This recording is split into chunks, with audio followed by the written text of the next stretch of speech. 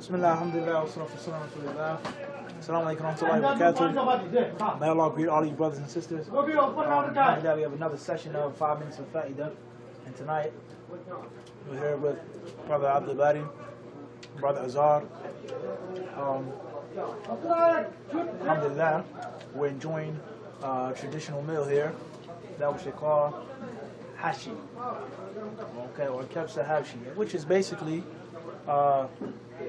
young camel meat over some rice, a couple things on the side, alhamdulillah. So, within a couple of minutes that we have, we're going to talk about a few issues, some of the etiquettes of eating in the kitab and in the sunnah, and some of the different issues that may pertain to making or breaking one's wudu with regards to eating camel meat, and what the scholars of the past say about that. So, Abdul-Bari, if you would start us off, talking about some of the basic adab of eating, regardless whether it's obligatory or recommended, some of the things that every single Muslim should know about before he or she eats or while he or she eats. Bismillah, alhamdulillah, wa salatu wa salam wa rasulillah. One of the first things that one should know when eating, or etiquette or adab of eating, which every Muslim should know, is that one begins in the name of Allah. One begins saying Bismillah.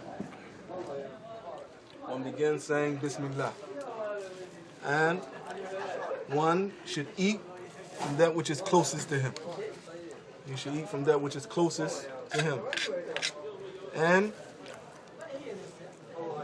he should, when eating, he should eat in either a spoon or your hand. And you should eat, and when you eat, you should eat with your right hand. Not the left hand. Not with the left hand. You shouldn't eat with the left hand. You should not eat unless you are not able to eat with your right hand. But you should eat with your left hand. Yani, regardless whether it's obligatory or not, it's something that you shouldn't do. Muslims shouldn't even get into the difference of opinion. You shouldn't just eat with your right hand. Exactly. Okay. Because the Prophet ﷺ, he loved at-tayammun in everything that was. What's this word tayammun? Tayammun means utilizing the right hand, starting with the right first, entering with the right first. What about putting on one's clothes with the right first? Okay. Any other basic etiquettes that you could share with us?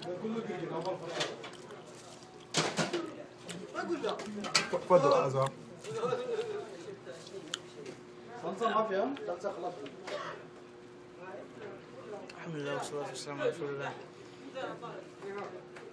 Got 5 minutes, just 5 minutes of Fa'idah, not 10 minutes. Our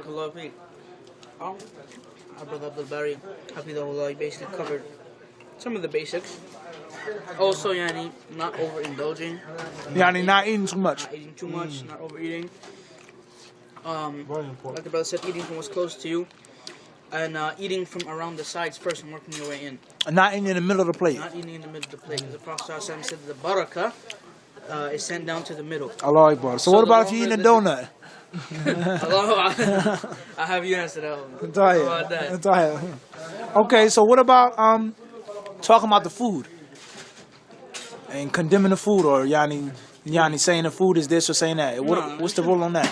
Should be thankful for what you have. I mean, you don't have to outwardly condemn the food. If you don't like it, don't eat it. Alhamdulillah. Alhamdulillah. That's simple. Okay, Abdul-Bari, what's the ruling on making wudu after you eating camel's meat?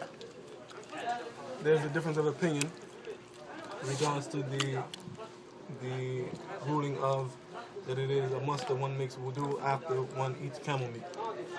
Many of the scholars, the past and present, some of them have said that it is something that breaks the wudu. It is from the nawaqid, or those things that will nullify your wudu. But okay, could you give an example of something that breaks a person's wudu in Islam? Yes.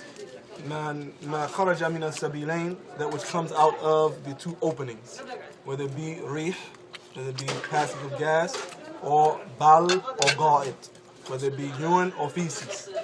These are some of the things that break a person's wudu. Okay. From the most common things that break a person's wudu. All right, now, brothers and sisters, if we pay close attention, just to shed a little light on the situation, Brother Abdul-Bari mentioned that, or the things that he mentioned were things that exit the body, okay? and not saying this is the correct view or the incorrect view, but many of the scholars who say that you don't have to make wudu after eating camel's meat, they say one of the reasons why you don't is because al-wudu mimma kharaja wa laysa mimma dakhal. They say wudu is based off of something that exits the body and not something that enters the body. Now, not saying that this is correct and not saying this is authentic hadith, but just show you the different understanding of some of the scholars of the past. These are some of the basic etiquettes with regards to eating. And there lies no doubt, we don't have to tell you, brothers and sisters, about the virtue of eating together and how it's, inshallah, a means of bringing the people's hearts together. And hopefully, someday, you brothers can come to the city of the Prophet ﷺ and eat some camel meat, inshallah. Assalamu alaikum wa rahmatullahi wa barakatuh.